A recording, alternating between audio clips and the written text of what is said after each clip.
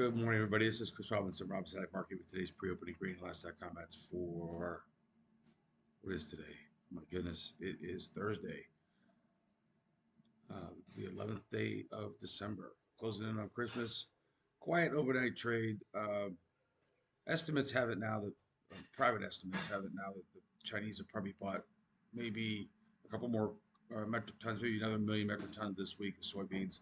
So the best guess is they're up to about 6 to 6.5 million metric tons of the 12 million they promised us. Um, that's great news, but if you look at what did the bean market think about it, right? We just got a complete gut punch. So whatever it is, it's not enough, and it's too late in my opinion. So we need more of it. And what am I basing my not enough too late on? Well, the fact that we basically just gave back a little more than half of the rally we had. And what rally am I talking about? Well, in the spot month, beans started October 1st at 10.12. We peaked out in the middle of November, right? Just about a month ago, we were at 11.69. Well, yesterday's low, 10.81. So you do the math, 11.69, 10.81. That's not good. And we need to turn this ship around and get back certainly north of $11 in spot beans. That being said, if you're a perma bull, if you like beans at 11.69, you got to love them at 10.90, right? What else can I tell you? So we're going to continue to hem and haw and fret over China soybean purchases. That's going to be the thing we're looking at because guess what? The weather in South America remains non-threatening. They're not having any issues down there. China did auction off some of its internal grain.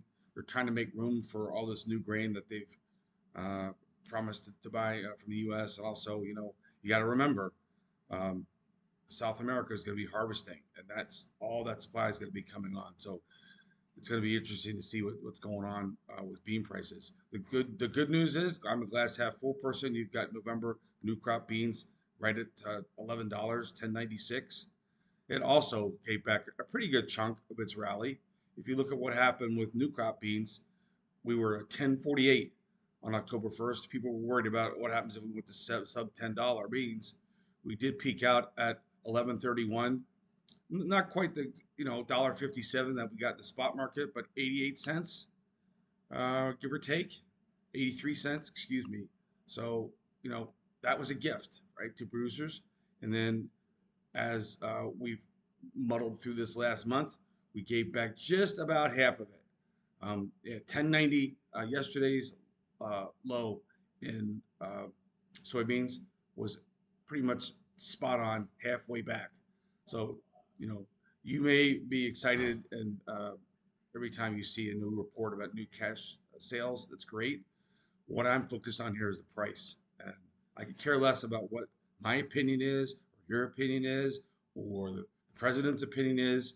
We're here to hedge price, and the rest of it is just noise. Um, Wheat continues to be, dancing at its contract lows.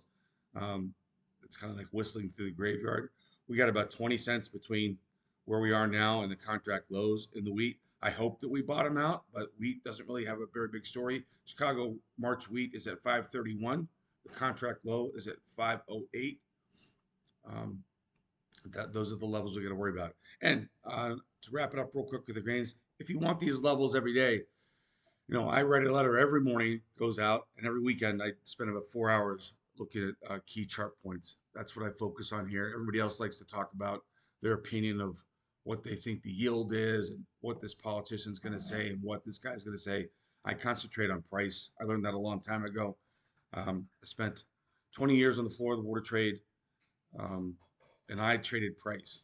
I saw a lot of people get hammered because they had big fundamental ideas, and maybe they were right in the long run of them, but in the mean run, they got hammered quite a few times. So my job with my clients is to help you not get hammered when the price moves. And everybody's wondering why did the price move? Why did we do this? Too much energy is wasted on the why. You just got to manage what the market gives you, in my opinion.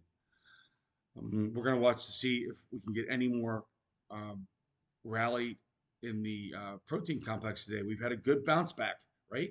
We just talked about how much soybeans lost half of its rally. Well, the flip side is cattle has now regained half of its losses. So there's the flip side, and that's why these technicals are very, very, very important.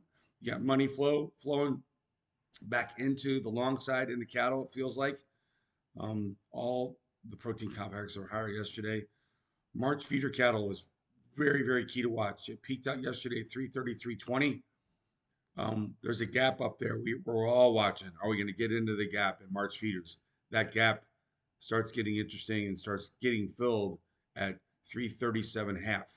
So is there another $2 or $3 to go? Can we get into that gap?